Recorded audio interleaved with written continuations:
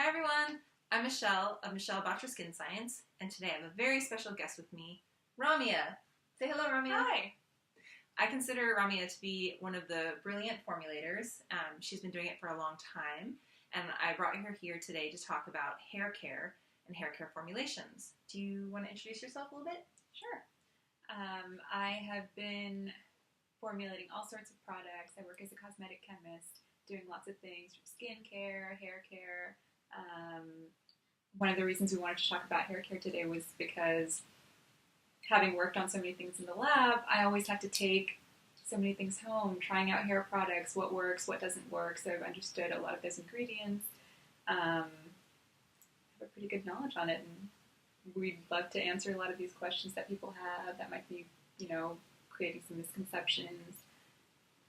Yeah, exactly. So I go to Ramya when I have questions about formulation related topics, and I remember her once saying some of her favorite things to formulate are hair care and sunscreens, and those are some challenging concepts to get down. So let's jump right into it. Okay, so first topic, I want to discuss silicones, which if you've noticed in a lot of products, they might say silicone-free, as if that's an attribute or a trait.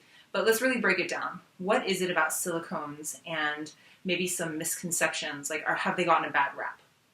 So the thing is, Michelle, a lot of people think that silicones are what cause buildup in your hair. They can mess up your pattern, they cause a residue, they cause what a lot of people think is dandruff, that kind of thing, but silicones don't. They're very lightweight. The reason we use them in hair care is just to soften the hair a little bit. It leaves them, they're lighter than oils, and they just impart a certain level of shine. So silicones are beneficial for hair? Yes. Carry on. It's very, very easy, because I've tried products with and without. I notice a huge difference when I do have a small amount of silicones and the amount you put in. Even though they're not water soluble, they do end up rinsing quite well, and they don't stick to your hair. Or they coat the hair, but they don't create buildup, just because the level we're using is so low. I think people tend to confuse it when they start getting buildup on their hair. It's usually because of the conditioning agents, which... Give us some examples. What kind of conditioning agents? So a lot of times, to get a conditioner to work, you have what we call cationic emulsifiers. Those are positively charged ingredients. You put them into conditioners because of the fact that they are positively charged, they are attracted to the negatively charged proteins in your hair, and they end up sticking just via electrostatic interactions, and they create a film. So over time, when you start using high levels of those, they can kind of cause a little bit of a buildup. It's great for this part of your hair, but if you put it on your scalp, it's going to stick, build up over time. You see dust, it looks like dandruff, but it's actually your high levels of conditioning agents that aren't being rinsed off. That was a mouthful. Sounded very sciencey. So Ramya, can you give us some examples of cationic conditioners and how to properly use them? So some of these examples of cationic emulsifiers would be behedromonium chloride, cetrimonium chloride, stearalconium chloride. They're beautiful conditioners, but they could cause a little bit of a residue over time. So with that, it's really important to use a clarifying shampoo once in a while when you feel like your hair is being weighed down. It's not because of the silicones. It is more than likely the fact that the conditioner is doing too good of a job. Oh, fantastic. Thank you for the clarity on that. So glad to know. Hope you guys got something out of that little blurb. So we have a few more topics to cover. Next one being sulfates. There are a lot of, I know sulfates. Oh my God, they're terrible. Are they terrible? They're not terrible. They're not terrible? Tell me why not. When used incorrectly, as most of the products out in the marketplace do, they, again, work too well. They're very harsh, they clean your hair, but they clean too much to the point that they might strip. So if you do have, I guess the main thing we see, we try not to use sulfates. You and I are both naturally curly-haired girls. We don't wash our hair with sulfates. In the instance that I do, because I run out of my sulfate-free shampoo, I usually like to dilute my sulfate shampoo by about 50%, because that's all the cleansing you need to be able to maintain your hair's natural oils. You don't want to strip. So sulfates, when used correctly, they could be okay, but I think they usually end up being too harsh. Okay, so sulfates then shouldn't be demonized. They're not this terrible ingredient that's like toxic to the system. It's just that when they're formulated incorrectly, they can have a little bit more harsh of effect on the skin and hair than is intended.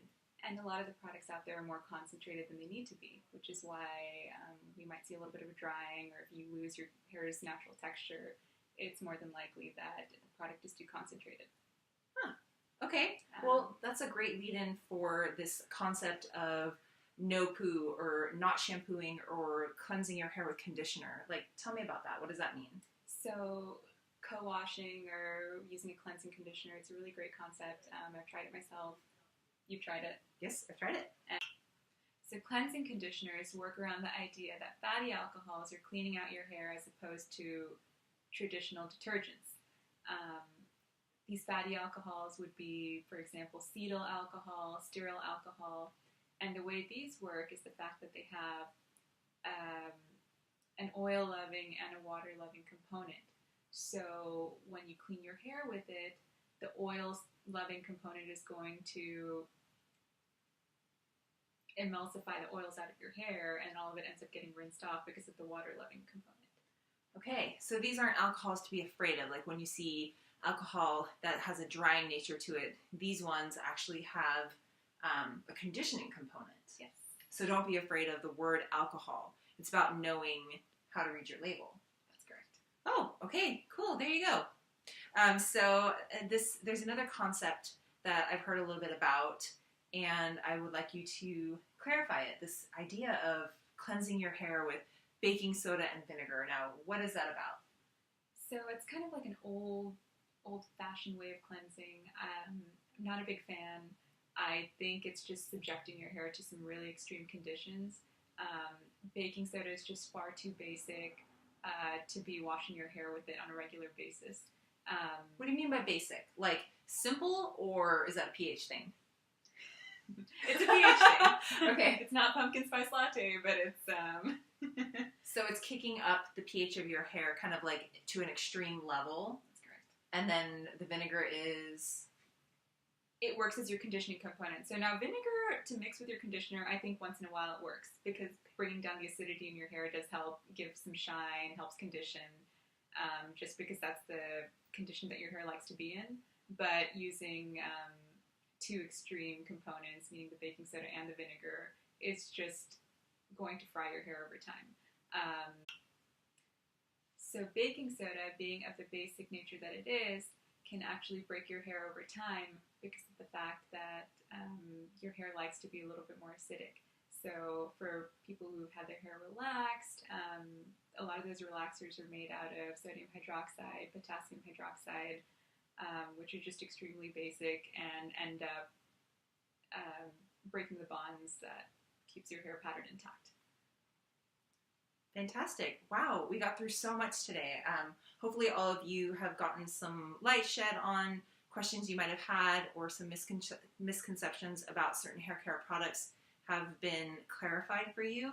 I want to thank Ramya for coming on and being an amazing guest, and for sharing her knowledge. Mind blown. Hopefully she'll come back and join us again one of these days for another topic. Thank you so much.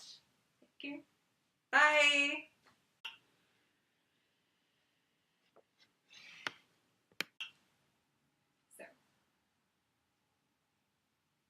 So, outtakes.